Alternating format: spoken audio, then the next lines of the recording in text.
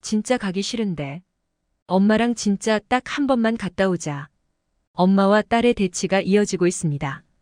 딸이 하는 양을 보아하니 10대 청소년들은 가기 싫어하는 곳인 듯한데요. 엄마의 길고 긴 설득에 진 딸은 당장이라도 부러질 것처럼 마른 다리로 서서 엄마를 따라갔습니다. 도착한 그곳에는 미국인으로 보이는 사람은 없고 대부분 한국인이었는데요. 도대체 엄마는 왜 딸을 한국인들의 모임에 데리고 온 것이었을까요?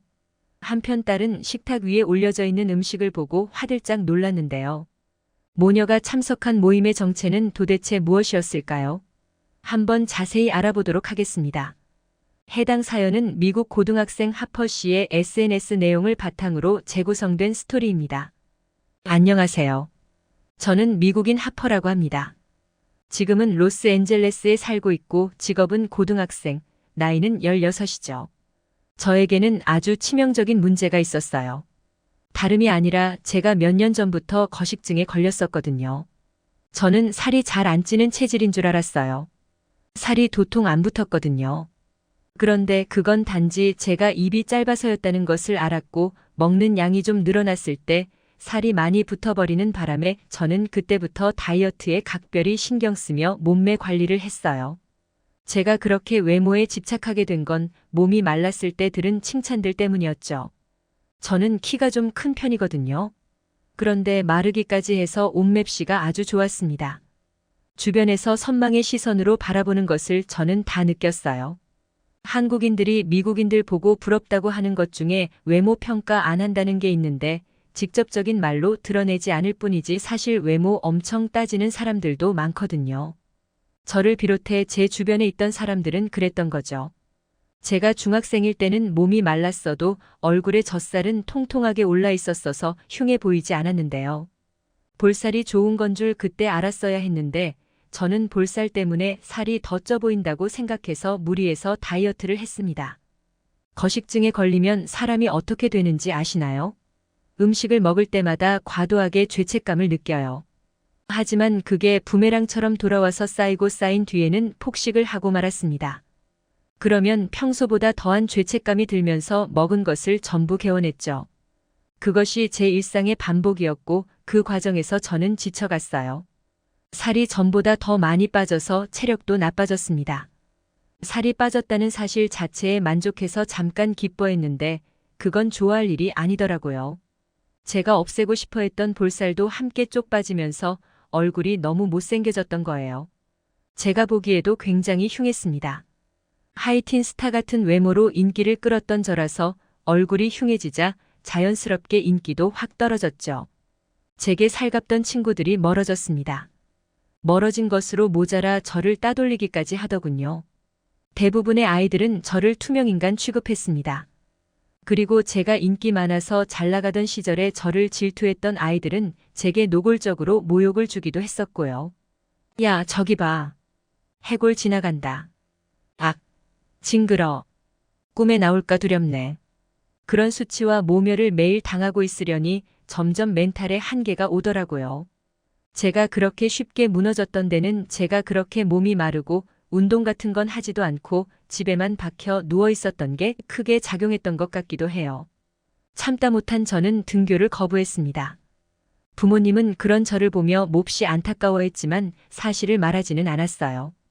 그 사실을 제 입으로 말해야 한다니 상상만 해도 자존심이 두 쪽으로 갈라지는 기분이 들었거든요. 부모님은 저를 어르고 구슬려 학교에 다시 보내려 했지만 저는 죽었으면 죽었지 그 학교에는 가지 않을 거라고 했습니다.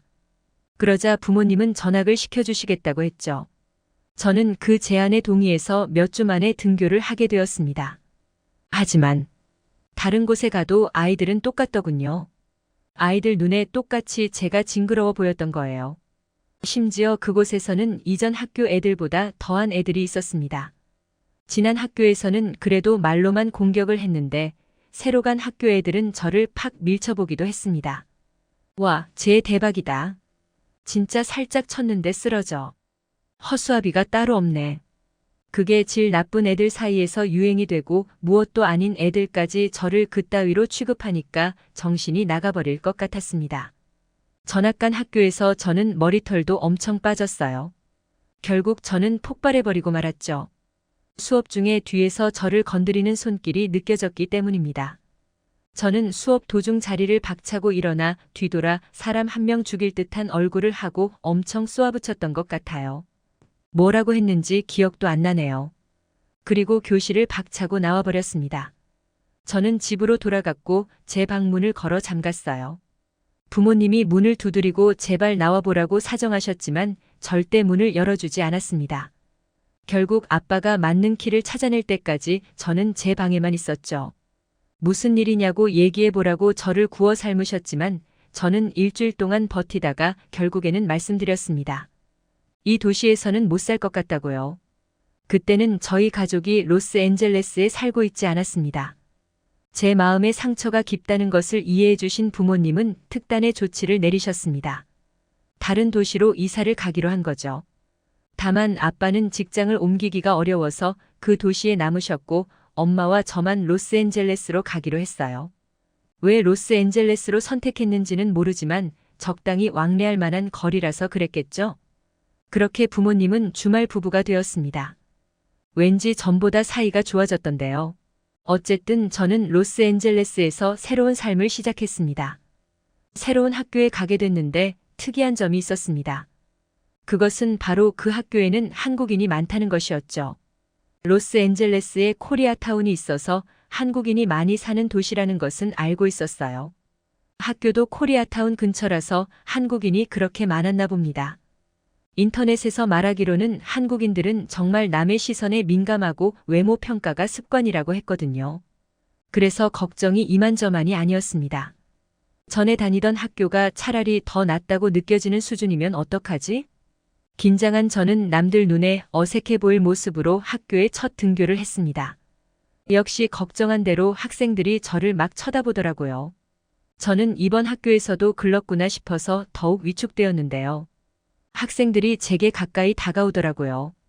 공포에 질려가는 그 순간이었습니다. 안녕? 너 이름이 하퍼라며? 하퍼 어디 아파? 너무도 다정한 목소리들이 제게 안부를 물어주는 것이었습니다. 저는 얼떨떨하게 괜찮다고 대답했어요. 하지만 그게 저를 괜히 건드려 보는 것일 수도 있다는 생각에 한동안은 경계를 풀지 않고 지냈었습니다. 그리고 그 다음 날이 바로 주말이었는데 엄마가 저랑 꼭 가야 할 때가 있다면서 제 손을 잡아 끌더군요. 저는 원체 몸에 힘이 없어서 엄마가 강제로 데리고 가면 얼마든지 끌려갔을 텐데 엄마는 제가 허락할 때까지 말로 저를 회유하더라고요. 그렇게 엄마와 함께 어딘가로 가게 되었습니다. 주말에는 집에만 있고 싶었는데 말이죠. 그렇게 차로 몇 분 안 걸려 도착한 곳은 교회였습니다. 한인 교회인지 한국인들밖에 없더군요. 엄마가 크리스천이라 새로 다닐 교회를 찾은 건가 싶었어요. 그런데 저는 어릴 때부터 교회 가기를 거부했는데 왜 데려왔는지를 모르겠더군요. 그날은 예배드리는 날이 아니라 교회 차원에서 행사를 열었던 것인지 축제 분위기였습니다. 조금 들뜬 분위기 속에서 다들 맛있는 음식을 먹고 있더라고요. 저는 태어나서 처음 보는 음식들이 있었습니다. 떡볶이는 알고 있었는데 김밥을 그때 처음 봤어요. 처음에 저는 먹기를 거부했지만 엄마 친구라면서 다가온 한국인 아줌마가 너무 살갑게 상냥하게 저를 대해주셔서 결국 그녀에게 구슬려졌습니다. 직접 음식을 집어서 제게 먹여주는 바람에 어쩔 수 없이 입을 벌렸죠. 입에 들어온 음식을 우물거리는데 정말 상상해 본 적도 없는 맛이었습니다. 인상을 쓰면서 음식을 씹는데 싫어서 인상을 쓴 게 아니었어요. 특별한 맛이 마음에 들어서 인상을 쓰는 거였어요. 평소 같았으면 하나만 먹고 말았을 저인데 김밥 한 줄 중 반이나 먹었고 떡볶이에 떡도 3개나 먹었습니다. 제 기준에서는 과식을 했던 거예요. 저는 그 맛에 홀딱 반해 엄마 친구 선희 아줌마를 자주 찾아갔습니다. 정확히는 엄마가 그 아줌마 집에 데리고 가준 거죠. 그 집에 가서 아줌마가 해주는 맛있는 한식들을 먹었습니다. 한국 음식 중에 맛있는 게 참 많더라고요. 그 중에서 제일 맛있는 것은 역시 단연 김밥이었습니다. 다른 음식도 다 맛있었지만 제 취향은 김밥이었어요. 정말 좋았던 건 언제부턴가 제가 먹고 나서 토를 하지 않는다는 것이었어요. 그러면서 저는 몸에 점점 살이 붙어갔죠. 제가 눈에 띄게 변해가는 것을 본 엄마는 선희 아줌마 집에서 한식을 많이 얻어왔고 나중에는 레시피를 배워서 직접 해주셨어요. 그 덕분에 저는 평균 몸무게보다 좀 덜 나가는 수준까지 살을 찌울 수 있었고 얼굴에 살도 올라서 훨씬 어려 보이게 됐어요. 아, 그리고 학교에서 친구들도 잘 사귀었어요. 전 이게 가장 기쁜 일인 것 같아요. 제 외모가 원래대로 예쁘게 돌아와서가 아니었어요.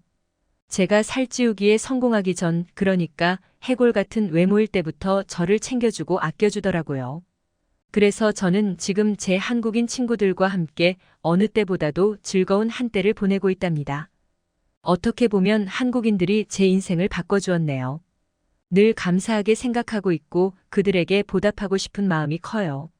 지금까지 하퍼 씨가 보내주신 사연에 대해 소개해드렸는데요. 어떻게 보셨나요? 클립뉴스에서는 여러분의 사연을 기다리고 있으니 소개해주고 싶은 사연이 있으시면 언제든 제보 바랍니다.